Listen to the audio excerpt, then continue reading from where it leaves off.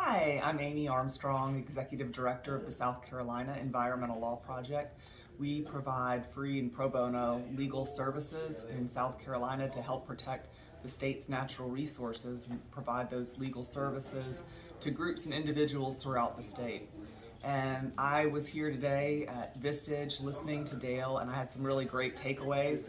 The two top ones were on systematizing and coaching, and specifically on the coaching, what I'm going to begin implementing is sitting down with the key people in my organization and working to develop goals by brainstorming together with them, asking questions, getting feedback, and collaboratively working on how we're going to reach those goals, and then follow through with them on monthly or at least quarterly meetings so that we can continue to track progress on goals rather than the kind of old system of annual reviews. So I'm excited to implement some of those techniques that I learned from Dale today.